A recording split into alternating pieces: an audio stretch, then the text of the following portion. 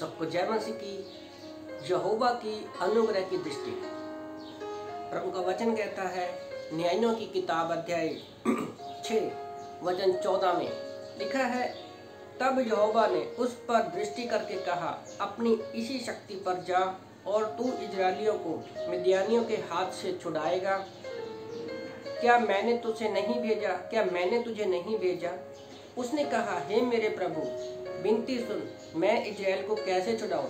देख, मेरा कुल मनुष्य में सबसे कंगाल है, फिर भी मैं अपने पिता के घराने में सबसे छोटा हूँ। 16 में लिखा है, यहोवा ने उससे कहा, निश्चय मैं तेरे संग रहूंगा, इसलिए तू मिद्यानियों को ऐसा मारेगा लगेगा जैसे एक मनुष्य को।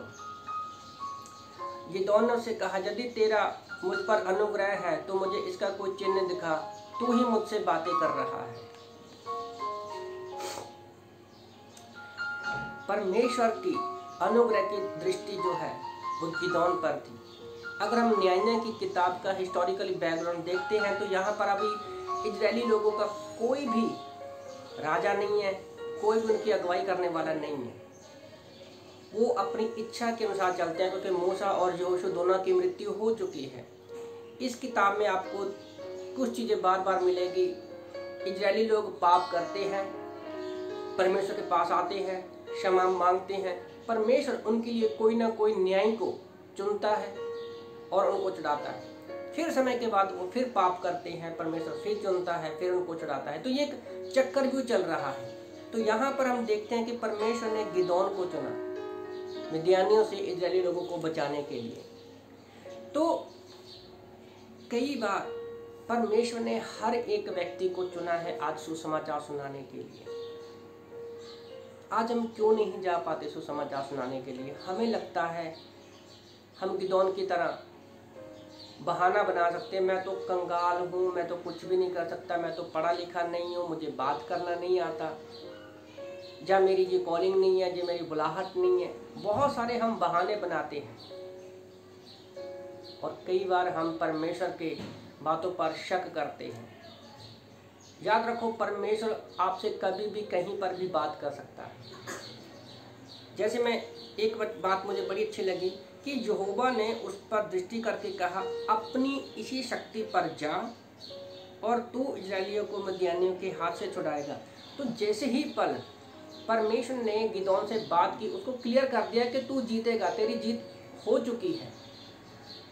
और याद रखो, जब भी परमेश्वर यहाँ पर आता है, परमेश्वर हमें क्लियर कर देता है कि क्या होने वाला है। तो यहाँ पर परमेश्वर ने भी गिदोन को बता दिया था कि तू जीतेगा, पर फिर भी वो अपने पास्ट को देख रहा था और उसका ये ऐसा सोचना स्वाभाविक भी है। पर हमें पास्ट के बारे में ज़्यादा ना सोचकर प्रेजेंट टाइम में प्रभु ने क्या बोला है, हमें उसकी बातों पर ध्यान देना है। और मुझे बात एक अच्छी लगी वचन 16 में कि तू मिद्यानियों को ऐसे मारेगा, मतलब बहुत सारे लोगों को तो ऐसे मारेगा जैसे किसी एक व्यक्ति को मार रहा है। तो वो किसके सामर्थ से कर रहा है? अपने सामर्थ से नहीं, बल्कि परमेश्वर के सामर्थ से। वो क्यों कर रहा है? क्योंकि उसके ऊपर परमेश्वर की अनुग्रह की दृष्टि थी। जब हम पढ़ते हैं उत्पत्ति की किताब अध्याय 5 वचन 7 और 8 को, तो पूरी दुनिया के जो लोग थे वो पाप में चले गए, पर फिर भी अनुग्रह की दृष्टि परमेश्वर की नूह पर थी और नूह के द्वारा ही परमेश्वर ने पूरी दुनिया को बचाया। आज भले पूरी दुनिया में लोग भटके हुए हैं, परमेश्वर अपने लोगों को ढूंढ रहा है। वो हम पर अनुग्रह की दृष्टि करने के लिए हम सर्वदा तैयार रहता है। वो चाहता है कि लोगों को बचाया जाए, जैसे नूह के द्वारा बचाया, जैसे गिदोन के द्वारा बचाया। परमेश्वर के अनुग्रह की दृष्टि हम पर सर्वदा है, हमेशा है, कभी नहीं वो हटती परमेश्वर की नजर हमसे। पर क्या हम अनुग्रह की दृष्टि को पा रहे हैं कि नहीं? अगर आप डबल माइंडेड हो तो मैं आप लोगों को एक चीज़ बताना चाहता हूँ, आप बाइबल पढ़िए, प्रार्थना कीजिए, तब आप परमेश्वर की अनुग्रह की दृष्टि को देख सकेंगे। आप चर्च में बने रहिए, तब आप परमेश्वर की अनुग्रह की दृष्टि को देख सकेंगे और नूह की तरह और गिदोन की तरह आप प्रभु के काम के लिए इस्तेमाल हो सकेंगे। आमीन।